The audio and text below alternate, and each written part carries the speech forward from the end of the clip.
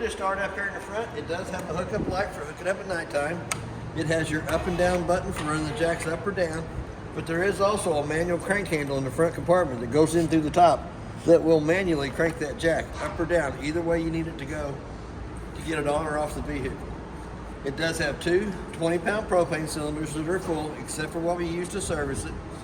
Regulator's pointed towards this one over here. We're going to open it up. Went from being red to clear. As soon as this tank would happen to come up empty, it's going to turn red inside the eye, indicate that the bottle it's pointed to is empty.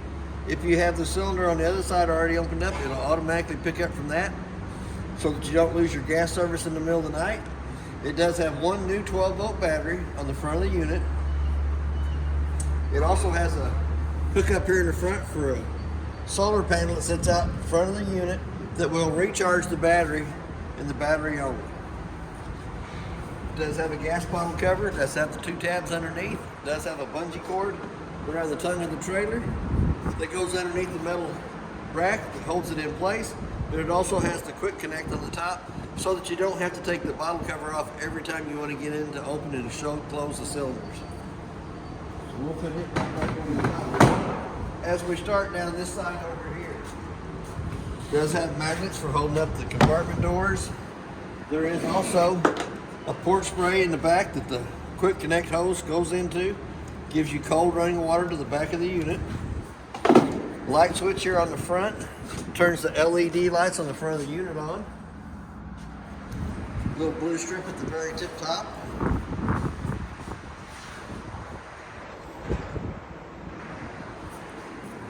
Our next connection back is where the freshwater tank will fill. You'll fill through that with a water hose, and it does have a drain 2-inch white valve right down below it for draining the freshwater tank. It also has the balance jacks on all four corners that are used for stabilizing the trailer while you walk through the center of it. It will not level from side to side. It'll bend the jacks first. As we come back through here, the lug nuts on the trailer has been torqued at 100 foot-pounds. That's what's recommended on the side. The tires are air ducted pressure, which is 65 pounds, and the tire's cold. Our next connection back is the two low water drain points. The blue side is the cold side of the water system. The red is the hot side of the water system. We're going to come back to our termination valves. Hose goes on the end just like the cap does. The 3-inch valve in the front, which is your toilet water, gets pulled first. The 2-inch gray valve in the back, which is the kitchen sink, the bathroom sink, and the outside sink. Here again, we got the second balance jack on the back corner. It does have a 30-amp service cord that goes on. It's 30 foot long. It does have a blue light on this side over here, indicating that it has 110 power coming through it. We're going to come to the back of the unit. It is prepped for a backup camera up top between the ladder. It does have a ladder for going up and checking the roof. My experience with the trailers is the roof is the life expectancy of the trailer. Anything that happens to the roof up on top will start showing on the four corners inside or out. So the quicker you can find a problem up on the roof and fix it, the better off you are. I always suggest every 90 days just taking a look at it. You don't have to seal it every 90 days, but take a look at it. Also has a satellite and park cable hookup here in the back, left-hand side. So that if you're at a park that has cable, you can hook to the cable side of that and you'll have cable on your TV on the inside. Or if you buy the satellite dish that sits out beside the trailer, you can get the satellite receiver to pick up the channels, then you'll have them on the TV on the inside. We also have a black tank flush here in the center, so that while you're dumping your holding tanks, you can hook a water hose and regulator to that connection, turn water pressure onto it. It helps kind of aerate and clean out the inside of the black tank only. To the right side of it is your port spray hookup that the blue hose goes into. It gives you cold water on the back side of the unit. And then you have your city water connect down to bottom that you can hook to with a water hose and regulator and never have to fill the fresh tank on the front, work right off the water hose pressure going through it. It also has a new Parkland tire cover on the back of it.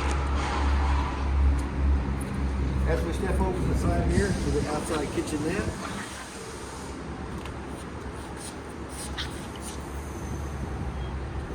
it does have a light in the ceiling. It does have a 110 outlet on the left-hand side of the outside kitchenette sink. It also gives you hot and cold running water to this side of the unit. The refrigerator has the thermostat controls are in the upper right hand corner. And it also has a outside grill that works off the propane on the front that goes from this connection to the gas line here. The little T-handle comes in line with it to give it gas coming from the propane bottles up front. We're going to lift it up, flip it over. It does have little locks in the back that goes back that holds the sides in place. But then you got a burner over here to the right hand side. You just turn it down, click it, let it sit for just a minute, turn it right back off.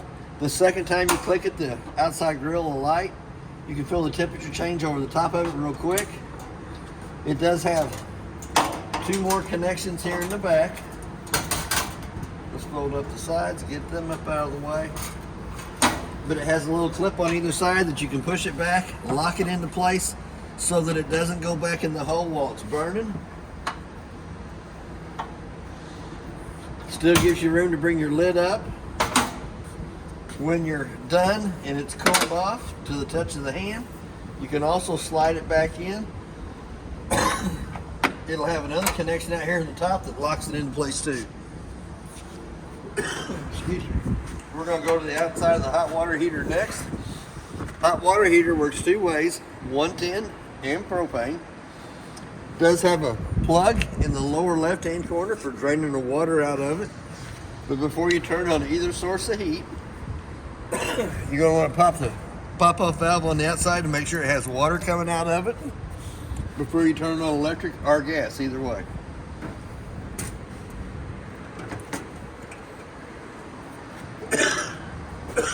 Excuse me. You do have the 2 outside speakers that do have blue lights in them and the stereo's playing.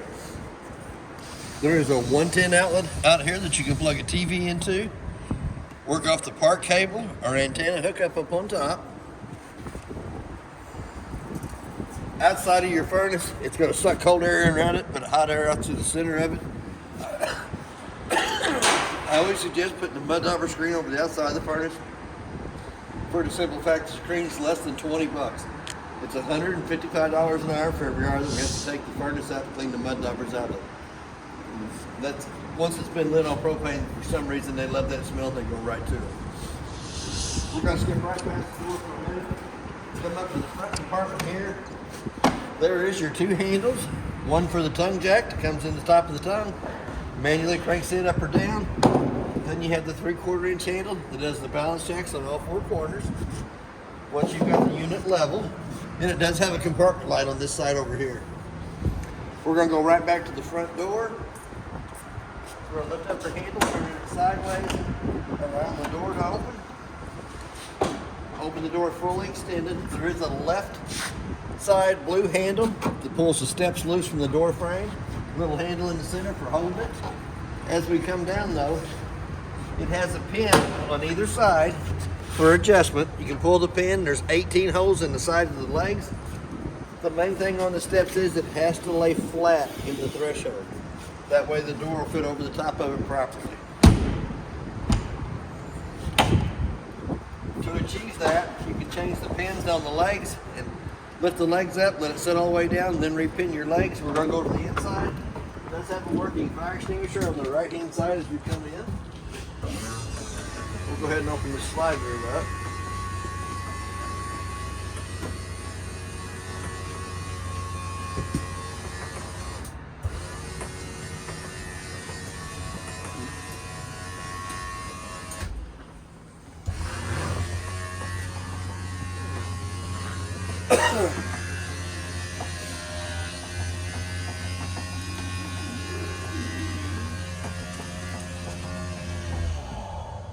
Well, we're on the slide room. It is a cable operated system.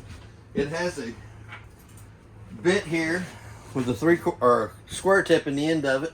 The 2 little tabs on the front of the center of the headboard has to come off. Allows the board to come off. Accesses you into the motor. Stick it in the drill, stick it in either end of the motor on it. When you run your drill, it'll either bring it in or out. One side will bring it in, the other side of the motor will bring it out. But that is the little tool that is your manual crank handle for the slide ring. It has one key that does the front door lock and deadbolt and both of your outside front compartments. We're going to come right back to the monitor panel. We'll start up at the top with the battery. It shows you that it's fully charged. To get an accurate reading on the battery, you really need to have the 110 line unplugged. Anytime it's plugged into 110, it's going to show you fully charged. Your freshwater tank is empty. As it fills up, it'll show 1/3, 2/3 full. Same way with your black tank. As it fills up, it'll show 1/3, 2/3 full. Gray tank 1's the same way, which will be your kitchen sink water, your bathroom sink, your shower water, and your outside kitchenette water. Gray tank 2 is not used on this unit, so we're going to come up to the very tip top. First red button turns the water pump on between the freshwater tank and the faucets. The second red button turns the hot water heater on gas, which we know it's got water in it. In about 1 minute's time, you'll hear a little clickety click click. It'll light with propane on the outside. There she already goes. And turn it right back off. The red switch to the bottom of the gas switch is the electric side of the hot water heater. Anytime it's on, it'll be illuminated. You always want to make sure that you got the tank full of water before you turn it on. Lights here in the center is our lights above the living room. Second set of lights is the blue lights up in the cabinets. Then you have our awning lights, which will be our awning lights on the outside, and the switch down below is for the master bedroom. There is a switch down here to the lower left-hand side for the awning to run out, so we're going to go ahead and run it out.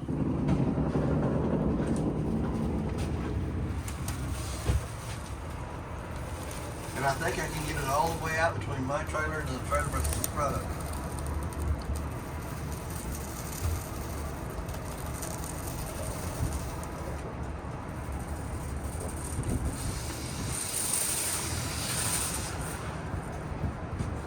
Did that come all the way out? Yep.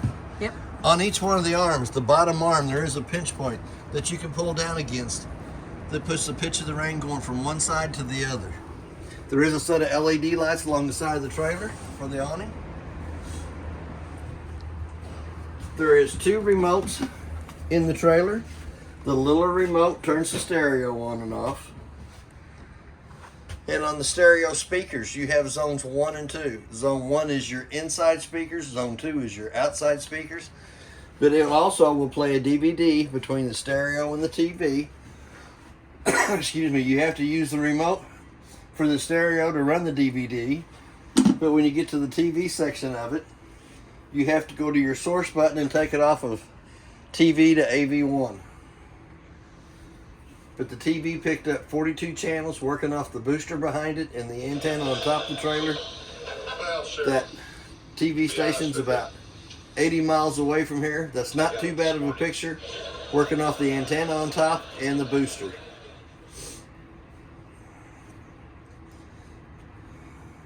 It also gives you your regular weather stations, channel 2 and 4 and 5. That's not too bad. Them are at least 80 miles away from here. That's working off the antenna on top and the power booster. So we'll go ahead and turn.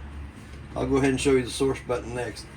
To get the DVD to play between the stereo and TV, you have to take it off TV and bring it down to HDMI 1. So we're going to turn that right back off. It does have pretty good sized cabinets above and below the stereo. Blue lights in the top ones.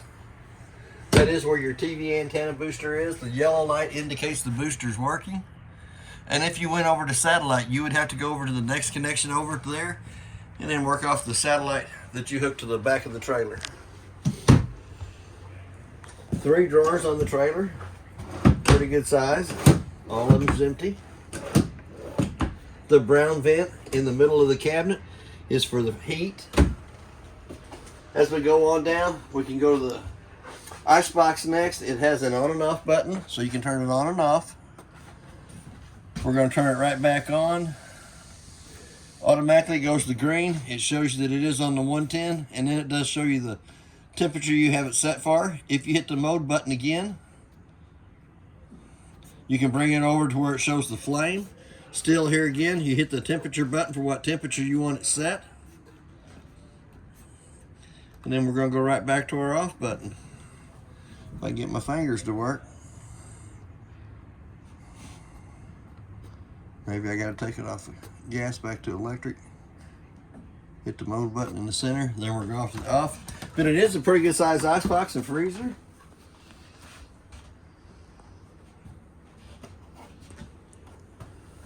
We're gonna come right over the top of that to the microwave. On the microwave, there is a clock button. Let's say it's 9:30. Oh, 9:30. Hit the clock button again in the center till the two center eyes is flashing. The only reason I set the time on the microwave is I can tell if the trailer's lost 110 power coming to it if I'm working on it. Usually here at the shop, it's usually one of the guys unplugs my trailer, plugs their trailer back in. But if I come back to my trailer and don't have the right time, I know it's lost 110 power. Here again, we got a light for the stove top and the fan.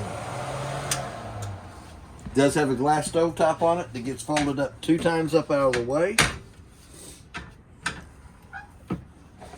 Little white button on the far right hand side illuminates the valves.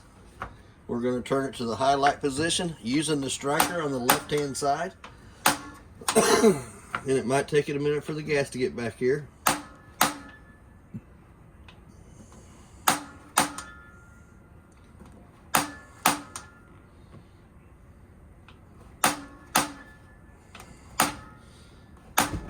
There we go.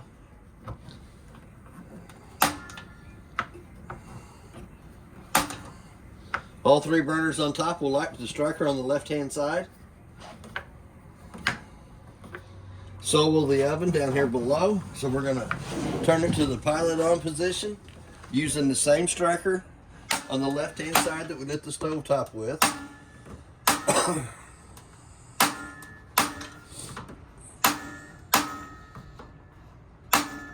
There we go. We got the pilot lit. We're going to let it run for just about a minute, which heats the thermocoupler right above it up. Once the thermocoupler heats up to temperature, then we can crank up the dial on it and light the old oven. No pulling out the old long lighter or match anymore. It does have a light in the bottom that you can see what you're baking on the inside. We're going to go ahead and turn it right back off. Push the little button on the side. We're going to come down to the breaker box right down below it. The breakers are marked from the top to the bottom exactly what they are to the left hand side. The 12-volt car fuses, excuse me, on the right hand side are marked from the top to the bottom exactly what they are. And they do have a little blue light on the right hand side that illuminates, and you can see through the tinted window on the front. I'm going to open up the cabinet underneath the sink while I'm down here. Excuse me. There is a panel down here at the bottom that has 2 screws in it that accesses you into the back of the hot water heater. On the back of the hot water heater, there is 2 white valves that are turned towards the tank. When you get ready to winterize, you'll drain the hot water heater on the outside, turn them 2 valves sideways, which makes a loop at the back of the hot water heater so that you don't have to fill the hot water heater with antifreeze. Little cutting board top there. There is a stopper for the kitchen sink. Hot water on the left hand side, you have to pull back on the handle. Cold water on the right hand side, pull back on the handle on it. There is a little light to the left hand side that has a button in the front of it that turns it on and off. And you do have a 110 outlet to the left hand side of the kitchen sink. So we're going to go into the bathroom area. It does have a light on the wall that turns the light above us on. It does have a stopper for the bathroom sink. Here again, you have hot water on the left side, cold water on the right side. We do have our GFCI outlet in the bathroom to the right side of the bathroom sink. Pretty good sized cabinet space down below it. Pretty good sized medicine cabinet up above. Does have the shelves off to the right hand side. We're going to go to the toilet section of it. We're going to lift the lid up. It does have instructions on how to use the toilet. It's pretty simple. Push halfway down on the pedal, fills with water. Push all the way down, fills and dumps. Also has a brown vent on the back of the toilet that brings heat into the bathroom area. We're going to go into the shower. Does have a stopper for the shower in it too. Does have the hose and head. Gives you hot water on the left side, cold water on the right side. Does have a dome for you taller guys. I don't have that problem myself. Me either. But we're going to go up to the vent in the ceiling. It does have a black narrow knob that cranks the vent up. And a little black switch turns the fan on. Here again, we're going to turn the fan off. We're going to crank it down. It does have pretty good sized cabinet space up above. Oh, wow, yeah. Extra towels, wash trays, toilet paper, paper towels, whatever you want to store in it. Does have a privacy door between the bathroom and kitchen and living room area. Has to be secured in space during travel. Same way with your shower, has to be secured with the rubber handle between the two of those. Does have a working LP detector in the unit. So now we're going to come up to the thermostat for the air conditioner and furnace. We're going to hit the mode button one time. It's going to say fan on low, fan on high, cool, cool low, cool auto, and cool high. You'll dial your temperature down for the AC for that. If you hit that mode button one more time, it's going to say heat in the lower left-hand corner. You'll dial your temperature up for it. Hit that mode button one more time, and it's going to say off in the lower right-hand corner. There is a light switch that turns all four of the lights in the slide room on. There is a USB port on the off-door side of the kitchen dinette area. The table comes off the wall, leg folds up underneath the table, goes between the two benches, and then you'll take the two back cushions to go over the top of the table to make a smaller bed there. They're not marked as fire escape windows, but the windows on either side of where the bedded areas are big enough that you can escape out of. Here again, we're going to take the two back cushions off the couch. We're going to lift up on the front of it. We're going to pull it up, turn the legs out to the side, lift it out, folds down. Then we're going to go back to the headboard of it and lay it down to make the top part of the bed. Then you can take your two back cushions and lay on the sides to keep anything from sliding down in behind the couch. Here again, we're going to fold the headboard back up. We're going to come down to the end of the couch. We're going to lift it up, fold the two legs in, and let it butterfly back into space. We're going to use the two cushions on the sides.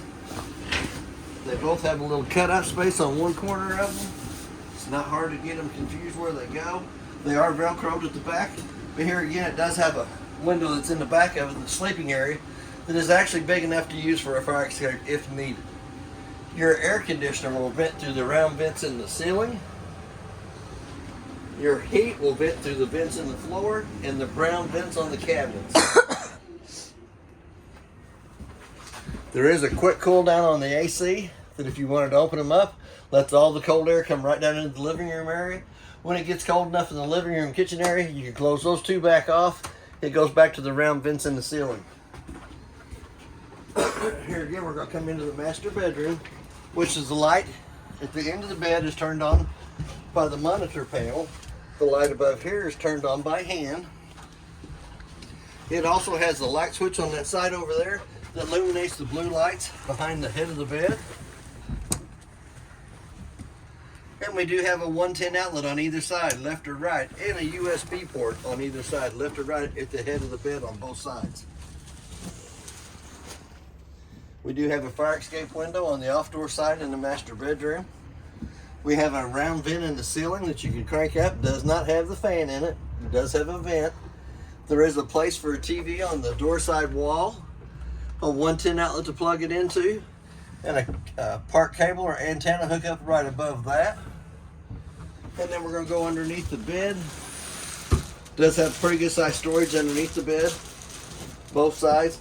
But on this cabinet on the left hand side, it's got 4 screws in the top of it. If you take them 4 screws out, it accesses you into the water pump and the bypass valve. Bypass valve already has a hose on it that you can stick a gallon of antifreeze down here to the floor, stick the hose down in it, turn that valve in line with it. Once you kick the pump on, it will suck from the antifreeze jug through the whole water system of the unit. Here again, we're going to close that down. We have privacy doors on either side that we can open up and close for privacy in the master bedroom, between it and the living room and kitchen area. Still has to be secured when you pull it back over in travel. And that's basically everything on your unit. If you have any questions, I'll try to answer them the best that I can. And thank you for your time.